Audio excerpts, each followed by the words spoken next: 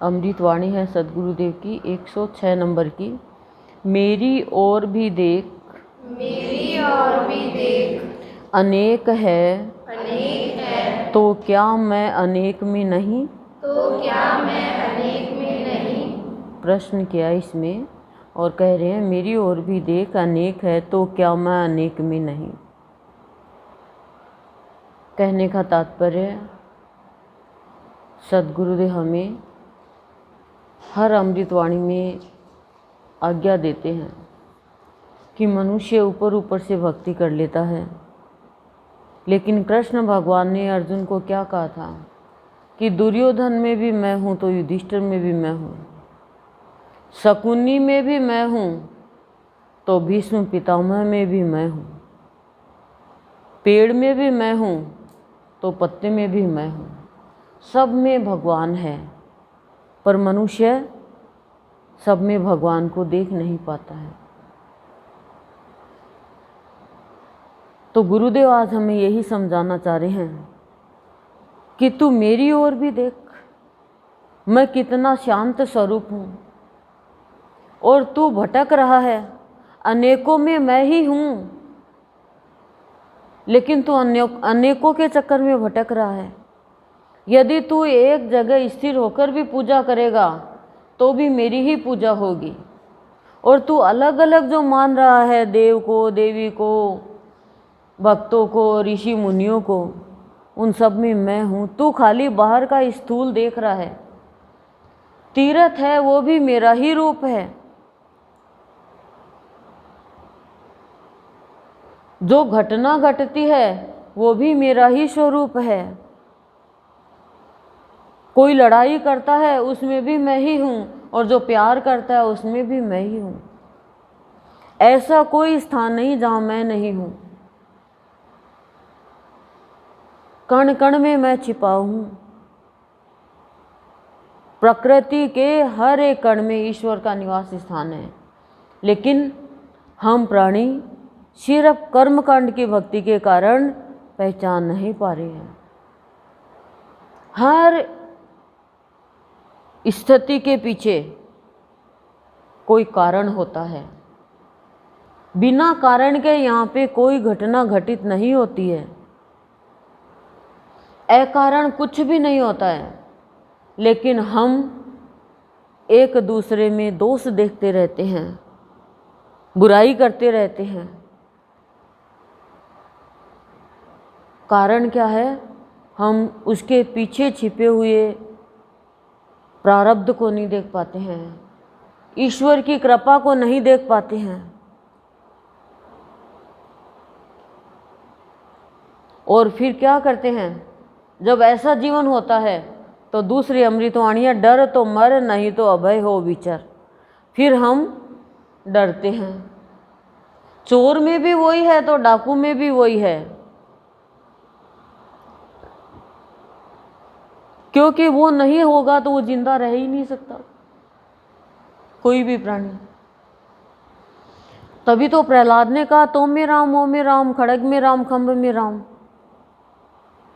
क्यों कहा? ध्रुव ने क्यों कहा कि नारियल नहीं तोड़ सका मैं गुरुदेव? क्योंकि सब जगह नारायण ही नारायण है। ऐसा कोई स्थान ही नहीं है जहाँ भगवान नहीं है, और वो सब जगह देख रहा है हमें। जब हम ऐसा मानते हैं तो हम गलत काम कर देते हैं कि भगवान सब जगह नहीं है, भगवान नहीं देख रहा। मनुष्य थोड़ी है भगवान है, वो मनुष्य के अंदर छिपी हुई शक्ति है। नहीं तो सोने के बाद में सांस कौन ले रहा है? हम तो सो गए। सपना कौन ले रहा है? सपना कौन देख रहा है? हम तो सो गए, हमारी तो आंख बंद है, फिर कौन देख रहा है वो सपना? वो शक्ति ईश्वर है। जब ये मान लेंगे तो किसी चीज का भी हमें डर नहीं रहेगा। आज हमारी मृत्यु नहीं लिखे, कोई हमें जहर भी दे देगा तो वो जहर भी हमारा अमृत बन जाएगा।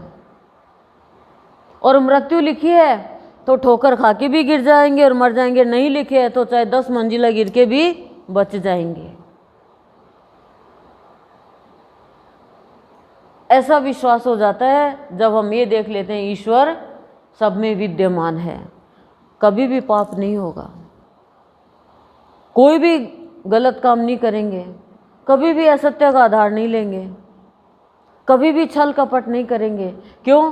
क्योंकि ईश्वर के सामने झूठ बोलते हैं। हर एक प्राणी में ईश्वर है, ईश्वर का रूप मान के चलेंगे, किसी के साथ दुर्व्यवहार नहीं करेंगे। देखो आप भक्तों को कभी भी बदला लिया क्या, प्रतिकार किया क्या? नहीं। क्यों?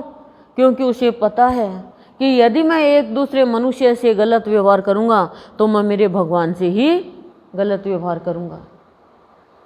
भगवान का भक्त साधारण मनुष्य किसी को मानते नहीं है, सब में ईश्वर का निवास मानते हैं। जो यहाँ पे कुछ हो भी रहा है तो ईश्वर की कृपा से हो रहा है, इस बात का आप ध्यान रखना। जैसे कंस ने देवकी को जेल में डाल दिया, वसुदेव को जेल में डाल दिया। कारण क्या था? कि इसी का 8वां पुत्र तेरी मृत्यु का कारण बनेगा। तो मरना तो सबको ही है। वो चाहता तो बहुत अच्छे काम कर सकता था, लेकिन उसके पीछे भी ईश्वर की कृपा थी। यदि वो अच्छे काम करने लग जाता तो उसका पाप का घड़ा नहीं भरता और भगवान को मारने में बहुत दिक्कत होती। वो डर गया मृत्यु से। डर की अमृतवाणी है कि डर तो मर, नहीं तो अभय हो विचार। डरने वाला तो अभय हो नहीं सकता, निर्भय हो नहीं सकता। तो मृत्यु का डर, नाम का डर,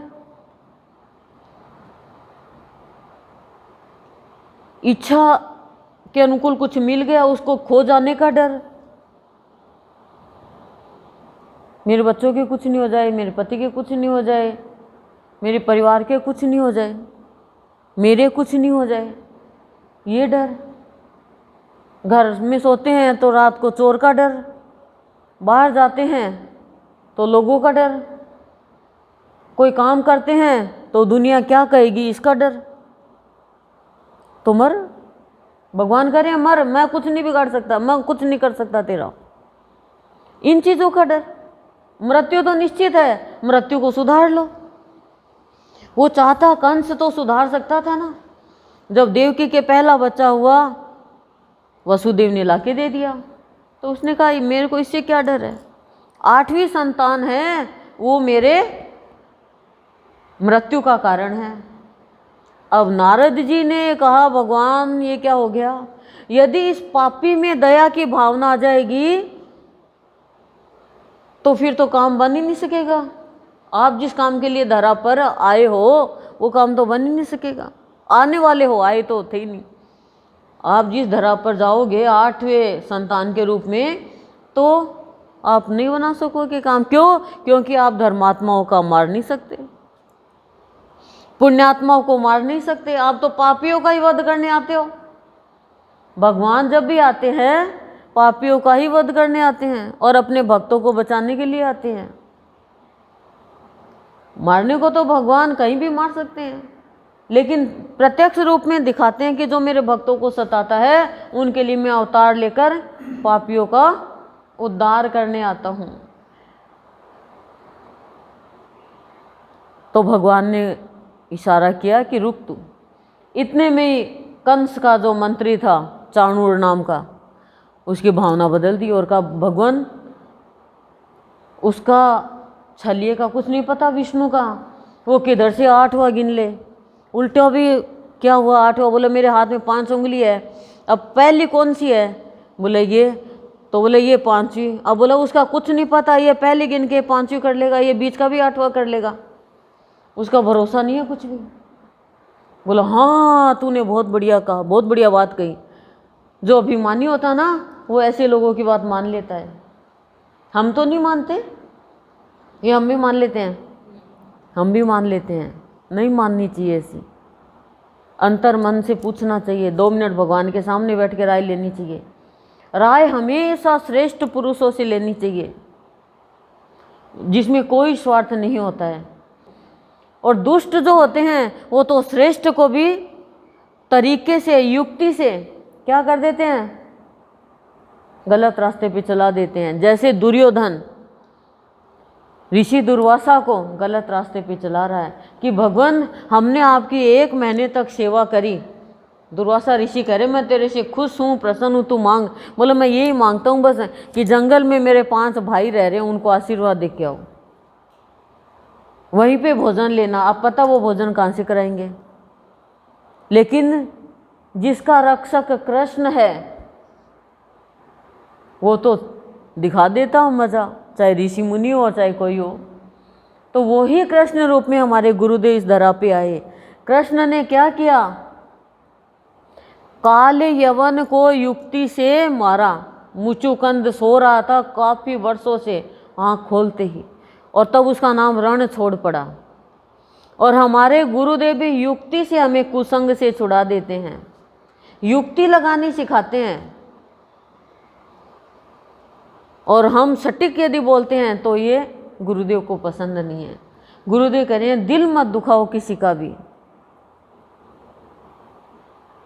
मेरे को देखो, मैं सब में हूँ, जो मुझे मारने वाला उसमें भी मैं हूँ, और मैं तो मैं हूँ ही।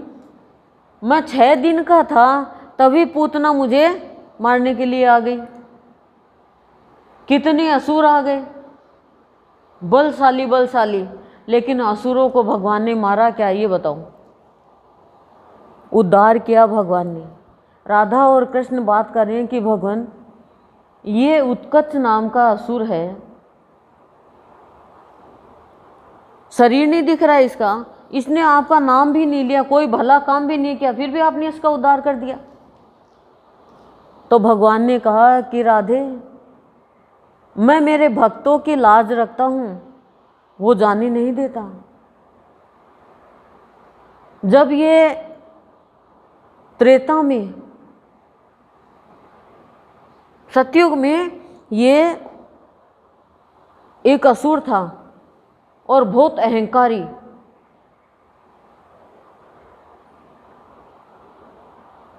तो इसने क्या किया, एक बगीचे में जाकर पेड़ों को तोड़ने लगा। ये बहुत सुंदर भी था। लोमस ऋषि देख रहे थे, उन्होंने कहा कि इन पेड़ों का क्या दोष है, ये क्यों इनको खत्म कर रहा है, शोभा क्यों खराब कर रहा है प्रकृति की। तो भगवान लोमस ऋषि ने श्राप दे दिया कि जा तू बिना शरीर के ही हो जा।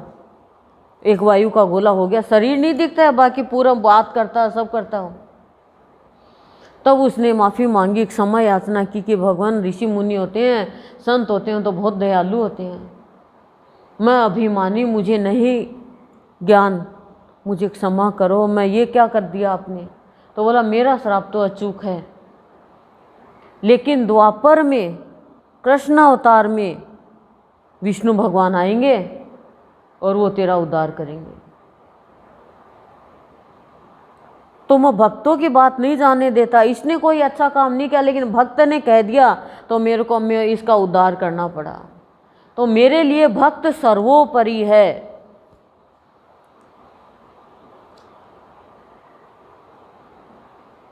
और हमारे गुरुदेव भी वही कृष्ण है।